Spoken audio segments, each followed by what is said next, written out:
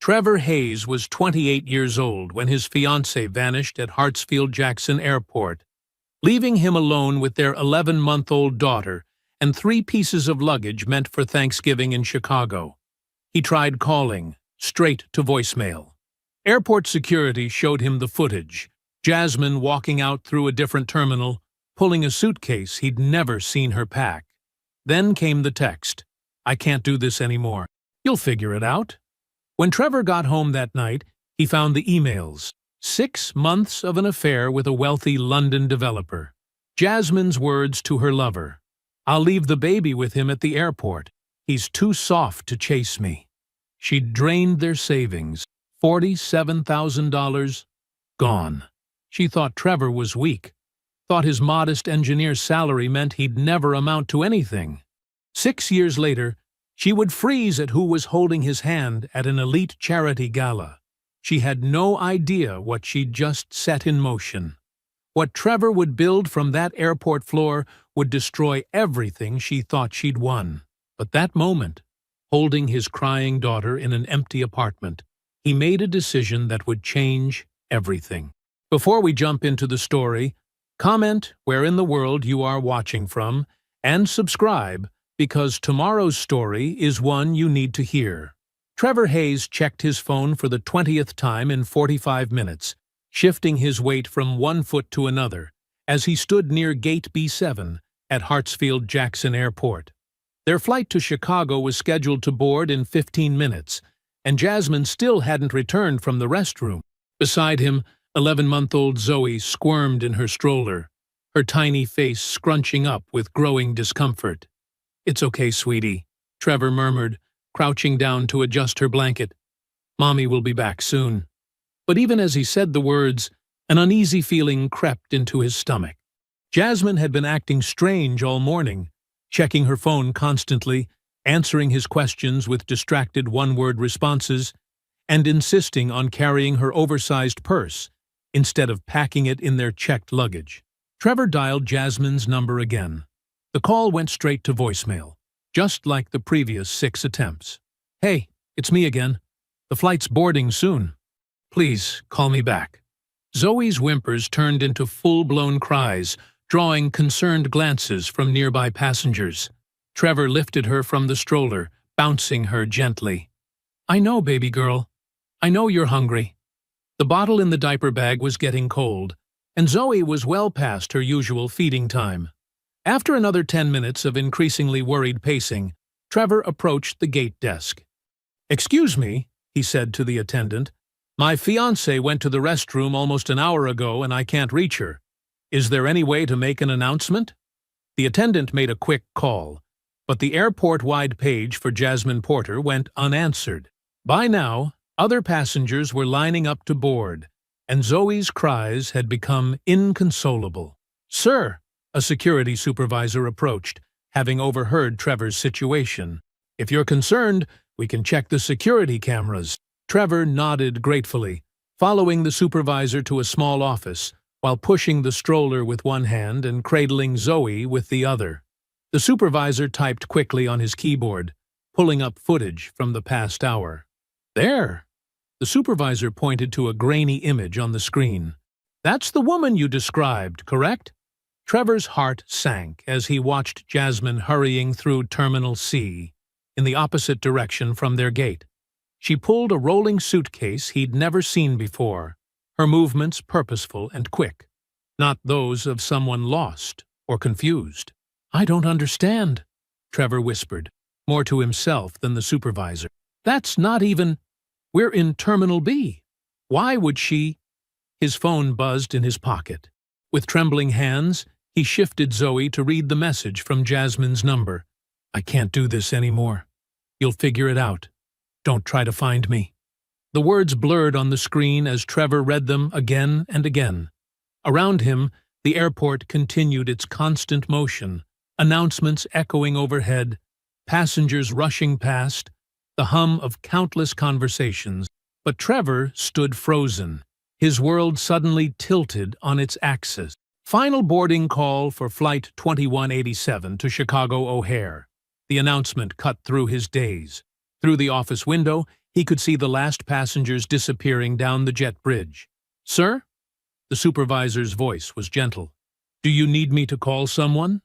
Trevor looked down at Zoe, her little face red from crying, her tiny fists balled up in frustration. She needed her bottle, a diaper change, her nap. She needed stability and comfort. She needed her mother. But Jasmine was gone. "No," Trevor managed, his voice hollow. "No, thank you for your help. I need to cancel our tickets." The walk back to the gate desk felt endless. Trevor moved mechanically, going through the motions of canceling their reservations while Zoe continued to cry. The sympathetic gate agent processed the refund without the usual cancellation fees, her eyes full of pity that Trevor couldn't bear to acknowledge. The drive home was silent, except for the soft sounds of Zoe's breathing from the back seat. She had finally fallen asleep, exhausted from crying, after Trevor gave her a bottle in the parking garage. The late November sun cast long shadows across the highway as Trevor navigated through Atlanta traffic, his mind spinning with questions he couldn't answer. What had he missed? When had Jasmine planned this? Why the airport? Why today? The questions circled endlessly, each one leading to another, none offering any clarity. The weight of confusion and disbelief pressed against his chest, making it hard to breathe. Traffic lights blurred together. Street signs became meaningless shapes. Trevor drove on autopilot, his body somehow remembering the way home, while his mind struggled to process the reality that the woman he loved, the mother of his child, had simply walked away. The key in the apartment lock felt heavier than usual as Trevor balanced Zoe's sleeping form against his shoulder. The door swung open to darkness, and the silence hit him like a physical force. He'd always come home to music playing, or the TV running in the background, or Jasmine's voice calling out a greeting. His hand found the light switch, illuminating their modest two-bedroom apartment. Nothing seemed obviously different at first glance. The same beige walls, the same family photos, the same stack of magazines on the coffee table. But as Trevor walked toward Zoe's room, subtle wrongness crept in. The slight gap in the shoe rack where Jasmine's favorite boots should be. The missing coat from its usual hook. Trevor gently laid Zoe in her crib, careful not to wake her. She stirred slightly, tiny fingers curling around her stuffed elephant, but stayed asleep. He stood there for a moment, watching her peaceful breathing, before forcing himself to face what waited in their bedroom. The closet door was partially open. Trevor flicked on the light, and his breath caught. Jasmine's side was half empty, hangers swinging slightly in the air-conditioning breeze. Her designer dresses, her work clothes, her favorite sweaters, gone. But some things remained, deliberately left behind. The Christmas sweater his mom had knitted her, the dress she'd worn at their engagement party, the T-shirt she'd borrowed from him so often it had become hers. Trevor moved methodically through the room, noting what was missing. The jewelry box on her dresser, gone. The stack of important documents they kept in the desk drawer, rifled through, her passport and birth certificate taken. Their wedding planning binder still sat on the bookshelf. Sticky notes and magazine clippings marking pages they'd discussed just last week. His hands were steady as he opened her nightstand drawer. At first glance, nothing seemed out of place, just the usual clutter of hair ties, hand lotion, and old magazines. But when he lifted the stack of magazines, he found a manila envelope underneath, thick with papers.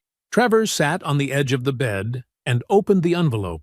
The first page was an email printout, the sender's name making his stomach clench. Reginald Whitmore. The date was from 6 months ago, shortly after Jasmine's real estate marketing conference in London. "My dearest Jasmine," the email began, "last night was magical. I haven't stopped thinking about you since you left my hotel room.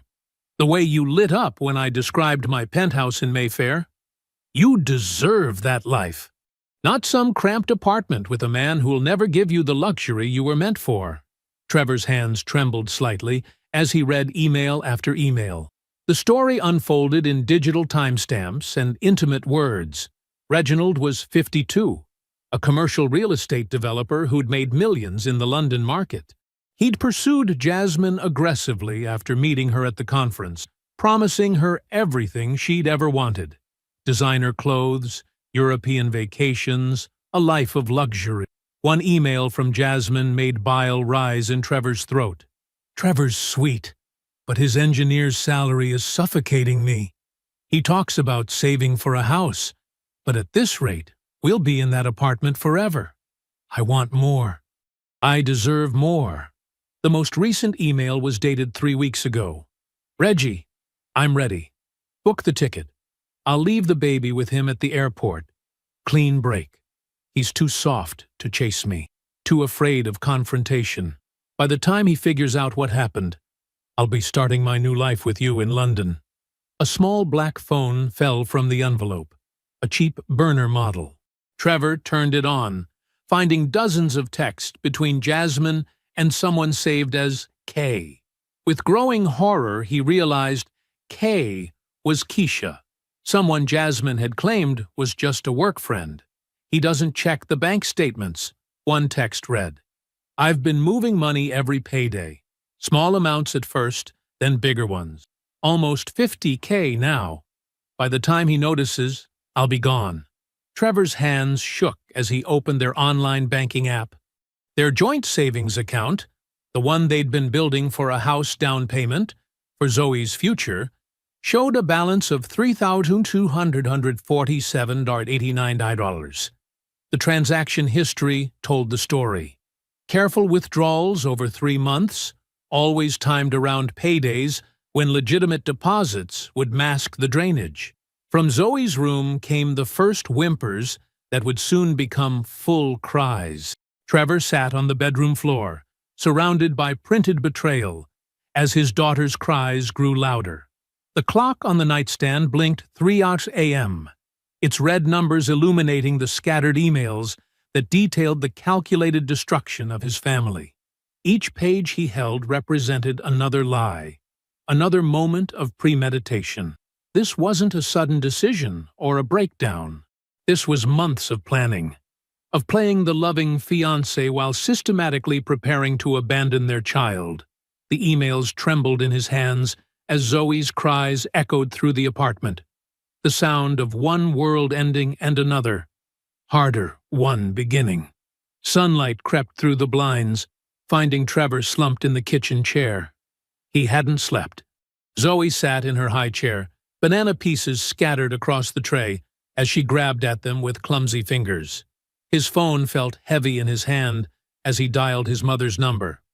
"Mom!" His voice cracked. The events spilled out in a confused jumble. The airport, the texts, the empty closet, the stolen money. Gloria's sharp intake of breath was followed by immediate action. "Baby, I'm coming. Give me 48 hours to pack and arrange things here. You need help with that precious girl." Trevor's next call was to his supervisor at the aerospace firm. "Mark, I need emergency family leave. My fiancée." He swallowed hard. "She abandoned us yesterday.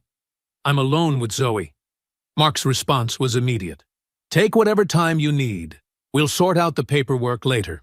The morning passed in a blur of phone calls and practical arrangements.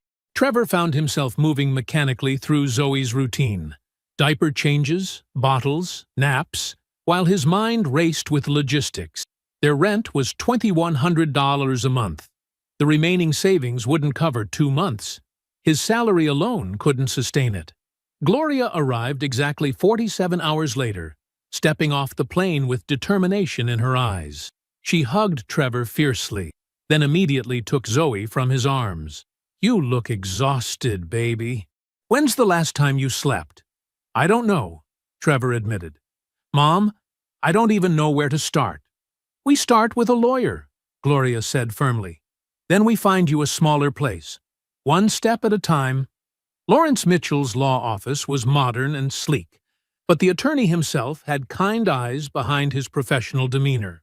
He reviewed the evidence Trevor had gathered, the emails, bank statements, airport footage request. The burner phone texts. "This is actually very clear-cut," Lawrence said, making notes. "She's abandoned both you and the child. We'll file for emergency full custody immediately."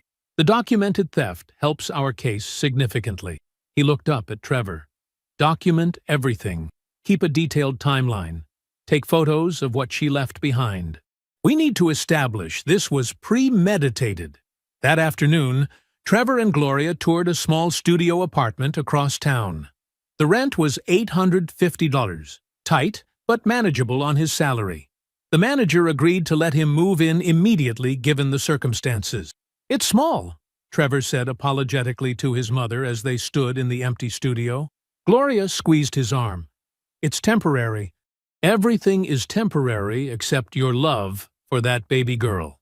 They spent the next 2 days moving. Trevor photographed everything in the old apartment first. The abandoned clothes, the wedding planning binder, the family photos Jasmine hadn't taken. He filed a police report about the stolen money, providing bank statements and the burner phone as evidence. The officer was sympathetic, but realistic. With Jasmine overseas, recovery would be difficult. At night, after Zoe was asleep in her pack-and-play, and Gloria had retired to the pull-out couch, Trevor sat on his air mattress reviewing their new budget. His engineering salary would cover the basic: rent, utilities, food, daycare. But the stolen savings had been their safety net, their future. The betrayal wasn't just emotional. It was calculated financial sabotage. She'd timed it perfectly, draining their resources while maintaining the illusion of their shared life. Each withdrawal represented another moment she'd looked at their baby daughter and still chosen deception. 2 months crawled by. Gloria became Zoe's constant caregiver while Trevor worked, their small studio taking on a routine of its own. Then, the envelope arrived. Thick legal papers from a prestigious London law firm. Trevor's hands shook as he read the divorce petition. Jasmine wanted the split finalized quickly, but with conditions. She demanded a $25,000 settlement, claiming she'd sacrificed her career prospects during their relationship. The audacity of asking for money after stealing their savings made him laugh bitterly. Buried in the paperwork was a photograph, clearly included to make a point.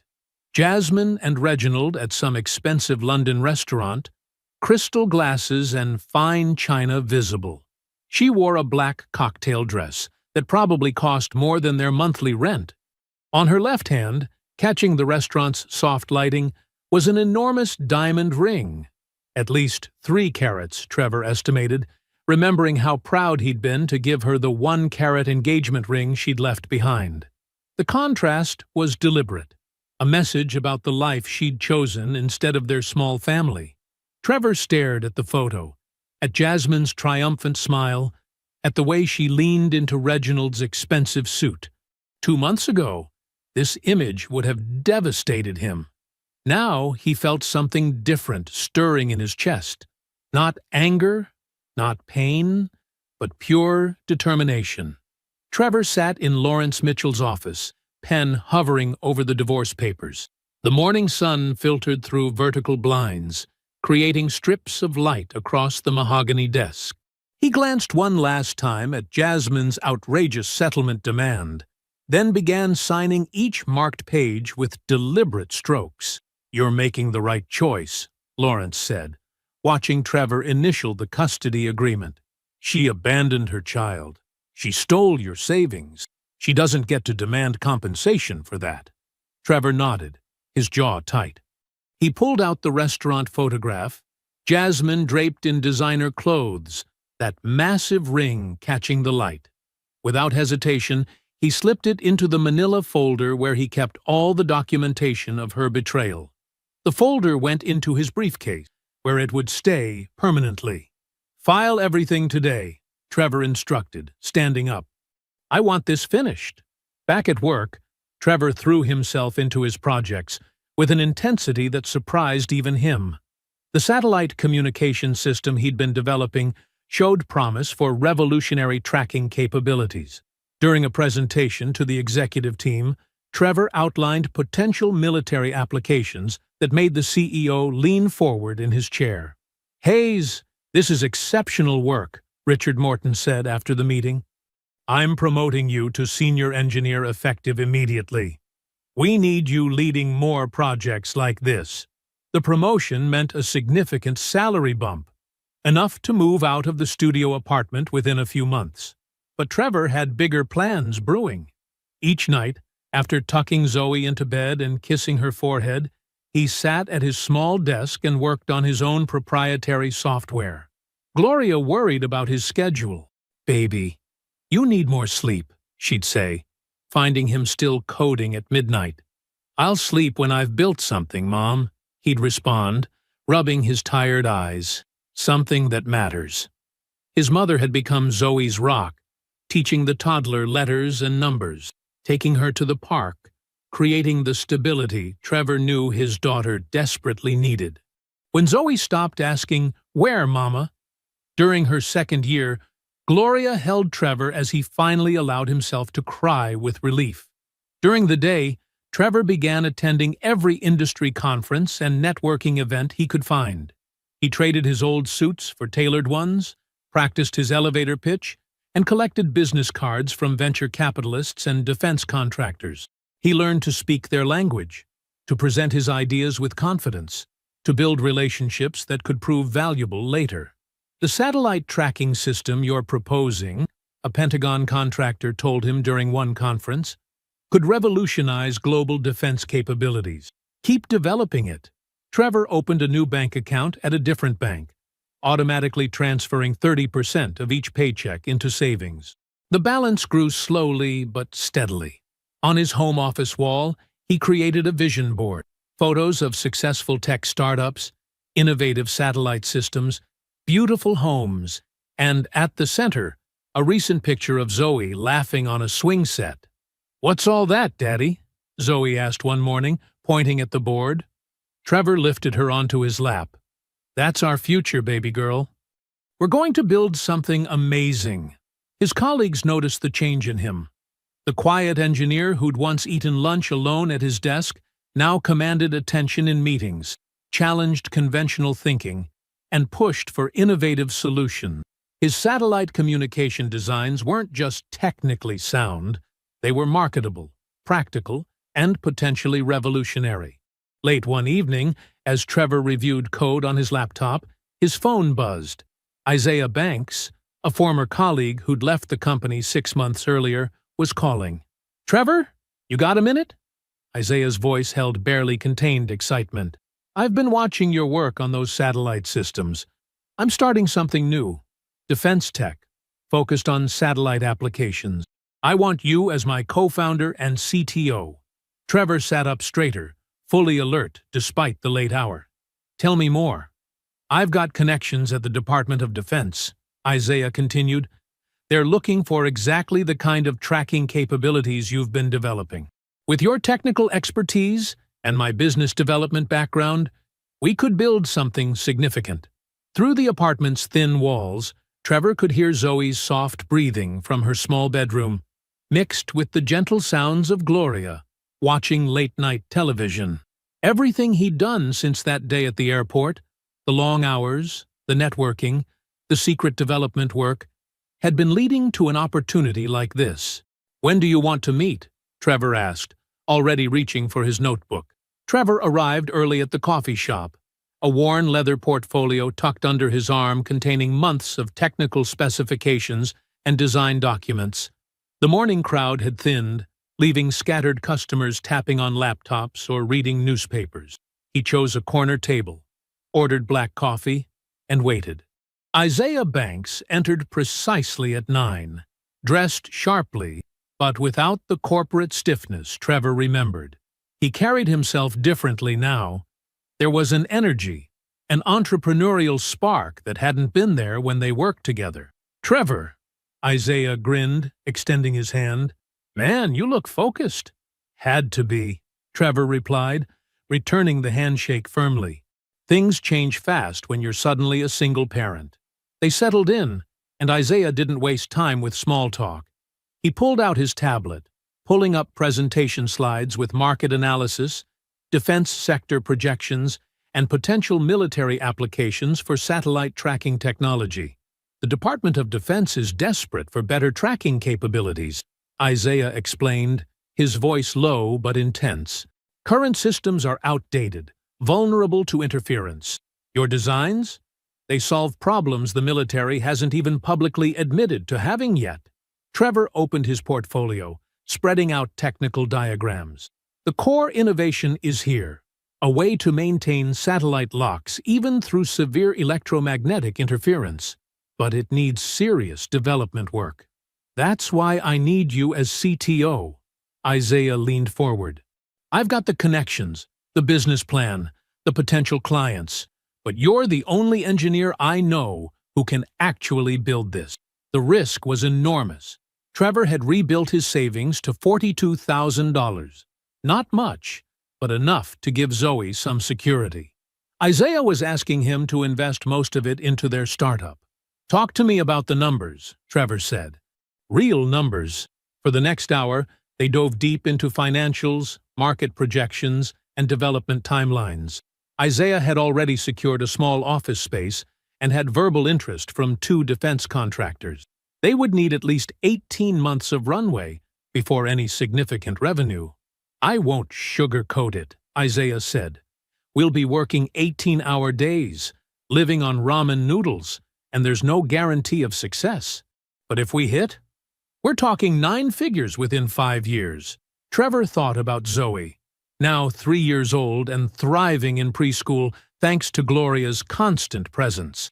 His mother had created stability while he rebuilt their lives. She deserved better than their cramped apartment. Zoe deserved every opportunity he could provide. I'm in, Trevor said finally.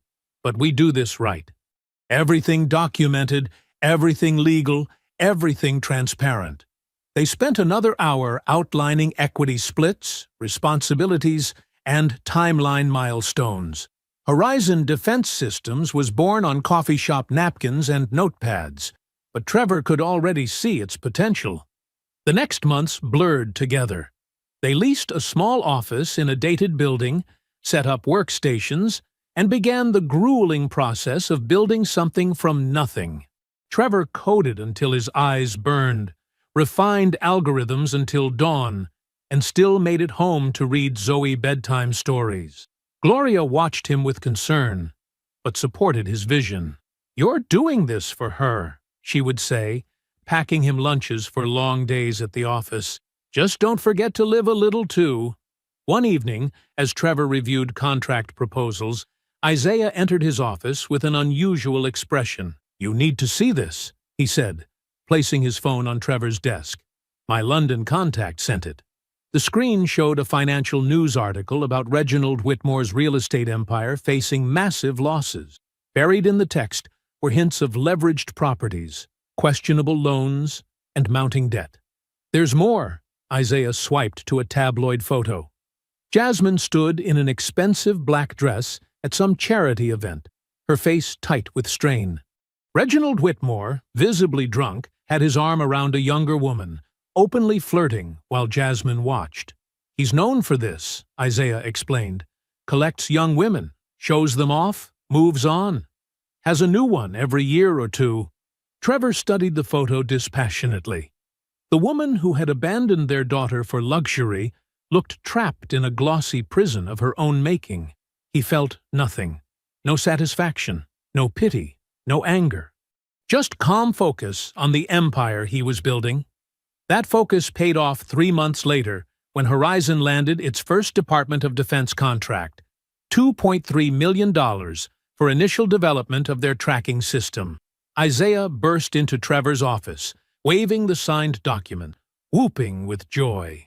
That evening, Trevor booked their first real vacation, a week at Disney World for Zoe, Gloria, and himself. Watching his daughter's eyes light up at the news, he hugged her close. We're going to see Mickey Mouse? Zoe squealed, bouncing with excitement. And princesses, and everything else you want, baby girl, Trevor promised, his mother wiping happy tears from her eyes. The glass-walled conference room offered a panoramic view of downtown Atlanta's skyline. Trevor adjusted his tie, studying the thick stack of funding proposals spread across the mahogany table. At 32, he barely recognized his reflection in the windows. Confidence had replaced uncertainty. Success had erased the haunted look he'd worn 4 years ago. Isaiah paced the room, gesturing animatedly as he reviewed the latest venture capital offers. Goldman Sachs is offering the best terms. $50 million, minimal board interference, and they'll fast-track our IPO timeline. Trevor nodded, running calculations in his head. Their satellite tracking technology had revolutionized military communications, and commercial applications were exploding. Major airlines wanted their systems for fleet management. Shipping companies needed better cargo tracking. Even NASA had reached out about potential partnerships. "What's the proposed valuation?" Trevor asked, though he already knew the answer. $180 million, Isaiah grinned. "We're not those two guys in a cramped office anymore, brother. This is the big leagues." Trevor remembered those early days, endless coffee, sleeping on the office couch, racing home to read Zoe bedtime stories. Now, Horizon Defense Systems occupied an entire floor of prime downtown real estate. Their team had grown to 60 people. Government contracts poured in faster than they could handle them. "Let's review the term sheet again," Trevor said, pulling up the documents on his tablet. "I want to make sure we maintain controlling interest." They spent hours dissecting every clause and condition. When they finally signed the preliminary agreement, Isaiah insisted on opening the bottle of champagne he'd been saving. "To building something that matters," Isaiah raised his glass. Trevor's phone buzzed, a text from his real estate agent. The offer on the Buckhead house had been accepted. He smiled, thinking of Zoe's reaction when she saw her new room with its window seat overlooking the garden. The next few weeks passed in a blur of lawyers, paperwork, and moving boxes. The modern glass and stone house in Buckhead's most exclusive neighborhood felt surreal after their modest apartment. Trevor hired Sophie, an experienced nanny, to help Gloria with school pickups and activities while maintaining their family dynamic. Zoe thrived at Woodland Academy, making friends quickly and excelling in her kindergarten classes. Gloria decorated her new guest suite with family photos, finally having the space she deserved after sacrificing everything to help them rebuild. It was at an intellectual property law conference that Trevor met Keisha Thornton. He was giving a keynote speech about innovation in satellite technology when he noticed her in the audience, sharp eyes, elegant in a navy suit, taking detailed notes while others looked bored. During the reception, she approached him with specific questions about patent protection for their tracking algorithms. Her intelligence and direct manner intrigued him.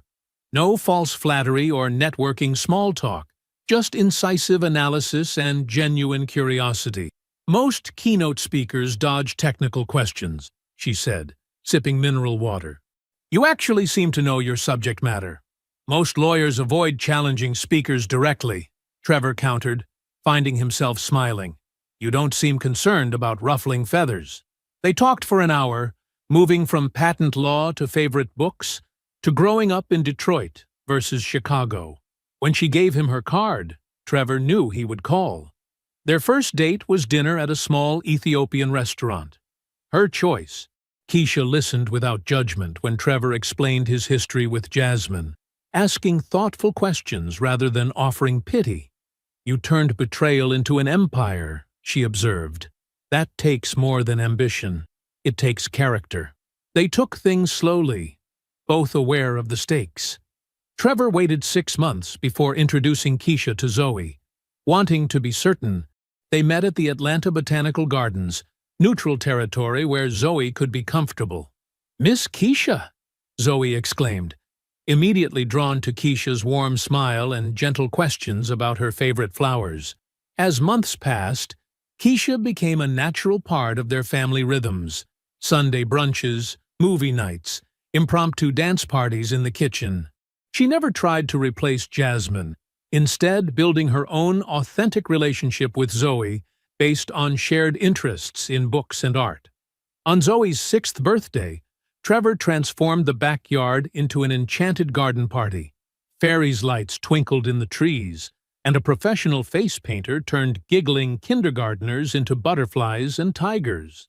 The moment crystallized as Trevor watched Keisha help Zoe lean forward to blow out her candles, Gloria wiping happy tears nearby. His mother caught his eye and nodded slightly. She saw it too. This was the family they were always meant to have. Isaiah burst through Trevor's office door without knocking, waving a thick envelope. His usual composed demeanor had given way to barely contained excitement. "They want us." "All of us!" Isaiah slapped the document onto Trevor's glass desk. Trevor looked up from his laptop, raising an eyebrow. "Who wants what?" "Global Aerospace Corporation." Isaiah leaned forward, palms flat on the desk. $340 million. Full acquisition offer. They want our entire satellite tracking division and the whole team. Trevor's hands stilled over his keyboard. The number echoed in his mind. 340 million. He leaned back in his ergonomic chair, letting the magnitude sink in. "Say that number again," Trevor said quietly. 340 with 6 zeros behind it. Isaiah's grin threatened to split his face. "We did it, brother." That tiny office, those all-nighters, the military contracts, it was all leading to this. Trevor stood up and walked to the floor-to-ceiling windows overlooking downtown Atlanta. 6 years ago, he'd been standing in an airport terminal, holding a crying baby, watching his life implode. Now he was about to become a multimillionaire at 34. The next 3 months dissolved into endless meetings with lawyers, accountants, and global aerospace executives. Due diligence teams combed through every line of code, every contract, every patent filing. Trevor barely saw Keisha except for quick dinners between negotiations. When the acquisition finally closed, Trevor sat in his home office staring at the bank notification. $89 million after taxes. He called his financial advisor immediately to set up Zoe's education trust fund. His 11-year-old daughter would never worry about college costs or graduate school. "You're quiet tonight," Keisha observed later that evening as they sat on his back deck, sharing a bottle of wine. They'd been together 18 months now, their relationship growing deeper and more certain with each passing day. "Just thinking about what matters," Trevor replied, taking her hand. They'd been discussing marriage lately. Not if, but when. Money changes things. Money just amplifies who you already are, Keisha said wisely. "And you've always been someone who takes care of others." She was right. Trevor had already contacted several single-parent support organizations, establishing scholarships and emergency funds. He remembered those first desperate months after Jasmine left, how close he'd come to financial disaster. He diversified his newfound wealth carefully, working with investment advisors to build a commercial real estate portfolio. The irony wasn't lost on him, using real estate to secure his future, while Reginald Whitmore's empire crumbled overseas. The invitation to the Southeastern Black Business Leaders Gala arrived on heavy cream cardstock with gold embossing. It was the most prestigious charity event in Atlanta's business community, attended by senators, CEOs, and old money families. "Look how far we've come," Isaiah laughed during their final meeting at Horizon's offices. "Remember when we couldn't afford office furniture? Now we're invited to galas at the Four Seasons." Trevor asked Keisha to be his date, watching her face light up as she accepted. They went shopping together for formal wear, her selecting a stunning emerald silk gown, him choosing a perfectly tailored black tuxedo. The morning of the gala, Trevor was reviewing some investment proposals when an email notification caught his eye. A business reporter from the London Financial Times requested comment on growing rumors regarding Reginald Whitmore's real estate empire entering bankruptcy proceedings. Trevor forwarded the email to Isaiah with a simple note. Karma works in mysterious ways. That evening, Trevor adjusted his bow tie in the mirror, taking in the complete picture. Keisha emerged from the guest room in her emerald gown, drawing appreciative gasps from both Gloria and Zoe. "Daddy, you look like James Bond," Zoe exclaimed, twirling in her age-appropriate party dress. At 7, she was growing into a poised young lady who brought joy to everyone around her. Gloria, elegant in silver, hugged Trevor tightly. "Your father would be so proud," she whispered. Their convoy of 2 luxury cars pulled up to the Four Seasons circular drive. Valets opened doors as camera flashes popped. The gala was a major society event. Trevor helped Keisha from the car, then lifted Zoe down carefully to protect her dress. The hotel's grand ballroom sparkled with crystal chandeliers and elegant table settings. Atlanta's business elite mingled over champagne, making deals and trading influence. Trevor held Keisha's hand on one side and Zoe's on the other, Gloria walking beside them with perfect poise. They were no longer the broken family from that airport terminal. They had rebuilt, reformed, and emerged stronger. Trevor smiled, ready to celebrate Horizon's success with the city's power players. The Four Seasons ballroom sparkled like a jewel box, crystal chandeliers casting warm light across marble floors and elegant table settings. Soft jazz from the live band floated through the air as Atlanta's elite circulated in designer evening wear, champagne flutes catching the light. The annual Southeastern Black Business Leaders Gala represented the pinnacle of the city's social calendar. Trevor stood near a Roman-style column, engaged in an animated discussion with State Senator Marcus Williams about satellite technology's role in rural broadband access. Keisha, resplendent in her emerald silk gown, charmed a circle of corporate executives nearby with her extensive knowledge of intellectual property law. "And that's why the infrastructure bill needs stronger technology provisions," Senator Williams said, gesturing with his drink. "We can't leave rural communities behind." Zoe squeezed Trevor's hand, gazing wide-eyed at the opulent surroundings.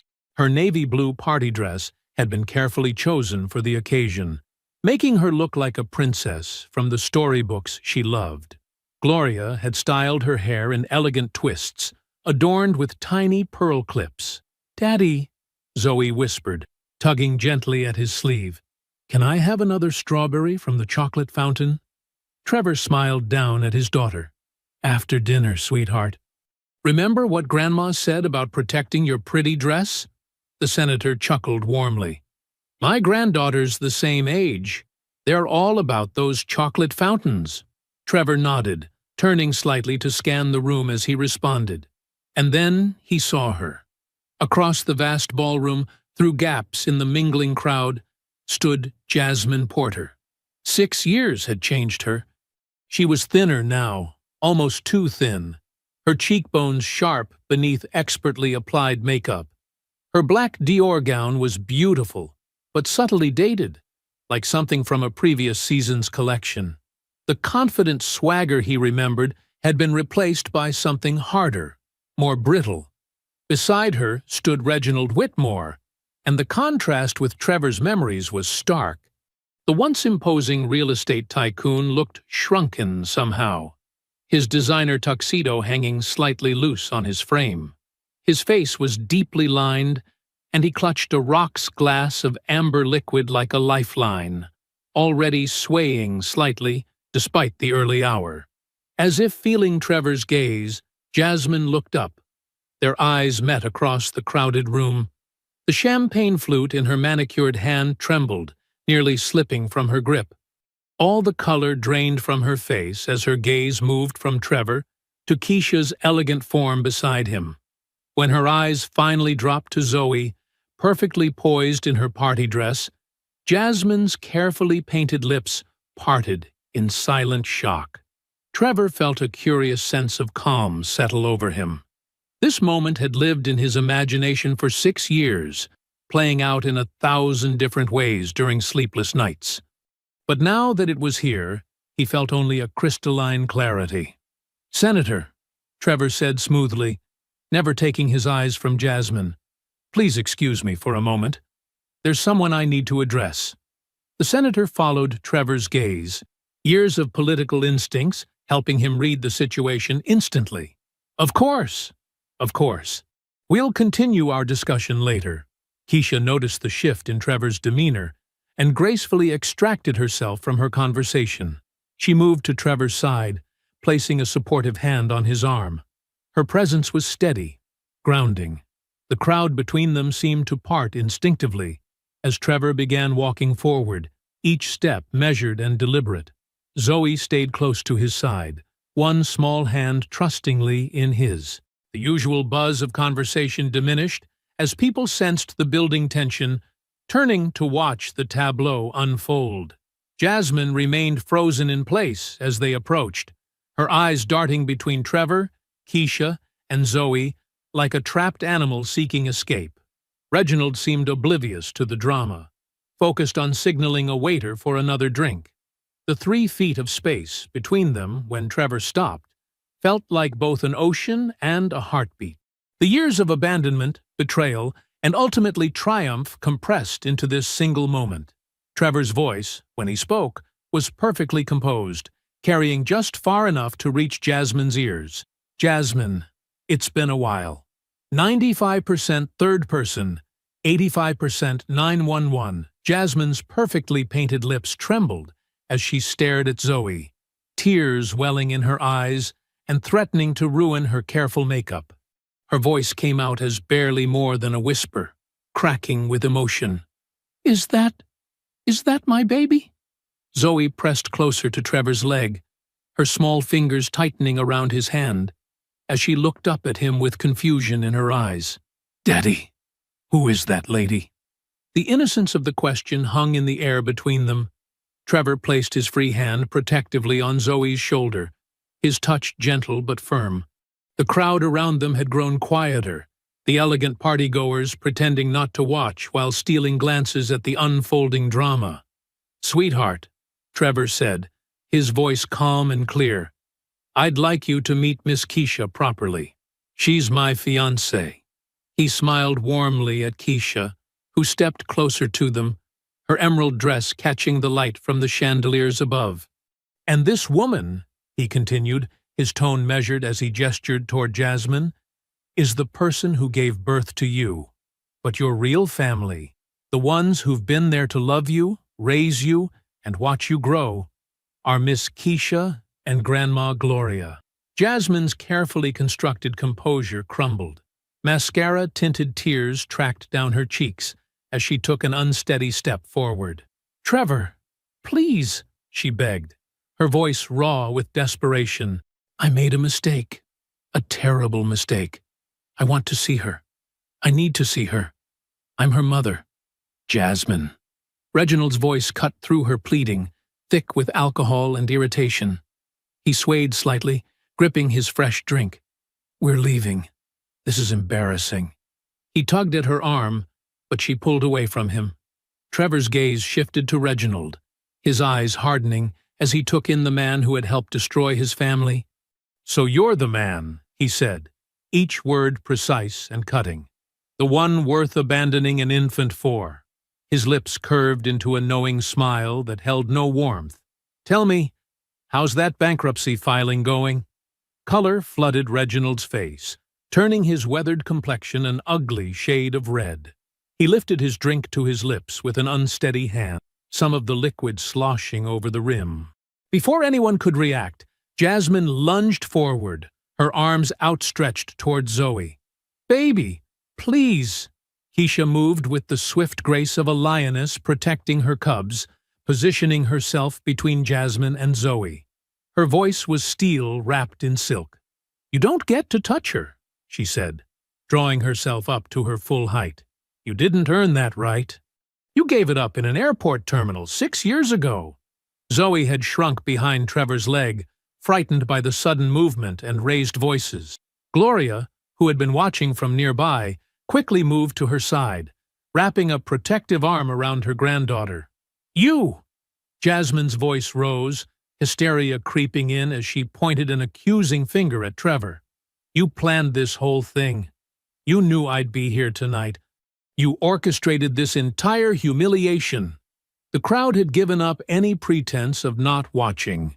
Phones had appeared in hands, recording the scene discreetly. Trevor remained perfectly still, his composure a stark contrast to Jasmine's increasing hysteria. Isaiah Banks appeared at Trevor's side, his expression grave as he surveyed the scene. He'd witnessed everything from across the ballroom and chose this moment to deliver the final blow. "Ms. Porter," he said, his voice carrying clearly, "I thought I recognized you. My law firm received an interesting subpoena last week, a federal fraud investigation involving Reginald Whitmore's network of shell companies." He paused, letting the words sink in. "Your name appears on multiple financial documents. The FBI is particularly interested in some transfers dating back to 2021. The color drained from Jasmine's face so rapidly it was as if someone had pulled a plug.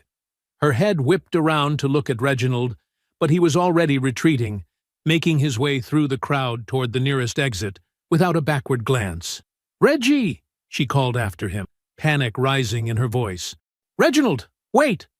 Two security guards in dark suits appeared, responding to signals from concerned event staff.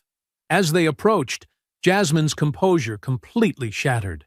She began screaming, her voice echoing off the ballroom's high ceilings. "I'm her mother! You can't keep her from me! She's my daughter!" Lawrence Mitchell materialized from the crowd like a well-dressed guardian angel, his silver hair gleaming under the chandeliers. The attorney's presence at the gala had been fortuitous. He'd been entertaining clients at a nearby table when the confrontation began. Now, he stepped forward with practiced smoothness, extracting a business card from his suit jacket with deliberate precision. "Ms. Porter," he said, extending the card between two fingers, "I'm Lawrence Mitchell, Mr. Hayes's attorney of record. Let me be explicitly clear. Mr. Hayes has full legal custody of Zoe.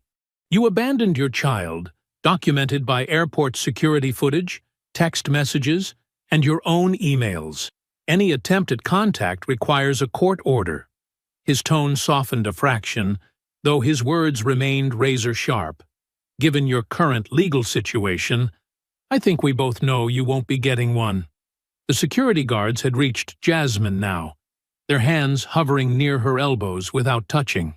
She snatched the card from Lawrence's hand, mascara trails marking her cheeks like war paint. "You can't do this," she whispered, but the fight had drained from her voice. "She's my flesh and blood." "Blood doesn't raise children," Lawrence replied simply. "Actions do. Please exit quietly. You've caused enough of a scene." The security guards began guiding Jasmine toward the door. She didn't resist, her designer heels clicking against the marble floor as smartphone cameras tracked her departure. The whispers followed her like a wave. "That's Trevor Hayes's ex. Left him at the airport with their baby. Federal investigation." Trevor felt Zoe trembling against his leg and made a quick decision. "Time to go home, princess," he said softly. He looked at Keisha and Gloria, who both nodded in silent agreement. They slipped out through a side entrance, avoiding the main lobby where Jasmine's escort was likely still in progress. The drive home was quiet, broken only by Zoe's occasional yawns. Gloria hummed softly in the back seat beside her granddaughter, a lullaby from Trevor's own childhood. At home, Trevor carried a half-sleeping Zoe up to her room. He helped her change into her favorite unicorn pajamas, while Keisha and Gloria moved around downstairs, making tea and decompressing from the evening's drama. As Trevor tucked the covers around Zoe, her small voice stopped him. "Daddy?" "Yes, baby? Is that lady going to come back?" Trevor knelt beside her bed, his heart aching at the hint of worry in his daughter's voice. The moonlight streaming through her window cast shadows of dancing butterflies from her mobile onto the walls. "No, baby," he said firmly. "She's not. You're safe with us, with me, Miss Keisha, and Grandma Gloria. We're your family." Zoe nodded, her eyelids heavy. "I love you, Daddy. I love you too, Princess." more than anything in this world. Downstairs, Trevor found Keisha waiting on the living room couch, 2 mugs of chamomile tea steaming on the coffee table. Gloria had retired to her suite in the guest wing, understanding that Trevor needed this moment with his fiancée. As soon as Trevor sat down, Keisha pulled him into her arms. The dam he'd built over 6 years cracked, not breaking completely, but allowing a trickle of emotion to escape. His shoulders shook once, twice. Keisha held him tighter, not speaking, just being present as 6 years of controlled rage, hurt, and vindication washed through him in waves. "I've got you," she whispered, running her fingers through his hair. "We've got you." 18 months later, the sunset painted the sky in shades of pink and gold above Sweet Creek Vineyard. Rows of grapevines stretched toward the horizon, their leaves rustling in the early evening breeze. 50 chairs had been arranged on the manicured lawn, filled with the people who truly mattered in Trevor and Keisha's lives. Zoe practically floated down the aisle in her lavender flower girl dress, scattering rose petals with the serious concentration only a 7-year-old could muster. Her dark curls were crowned with a delicate wreath of baby's breath, matching the flowers in Keisha's bouquet. During the reception, Gloria rose to give her toast, her voice thick with emotion. "Family isn't just blood," she said, looking at Trevor and Keisha. "It's the people who show up, who stay, who build something beautiful from broken pieces. My son did more than survive. He thrived.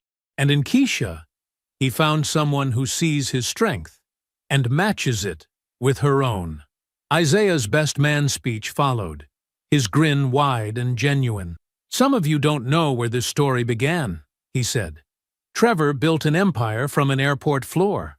I've learned something watching my best friend these past years. Never count out a man who's been underestimated." That morning, Lawrence had called with updates. Jasmine had accepted a plea deal on fraud charges, 3 years in federal prison. Reginald Whitmore faced a longer sentence and total bankruptcy. A letter had arrived at Lawrence's office, Jasmine's handwriting on the envelope, begging to see Zoe. Trevor filed it away unopened in his office drawer, then straightened his tie for his wedding. I hope you enjoyed that one. Be sure to like the video and subscribe so you don't miss the next story.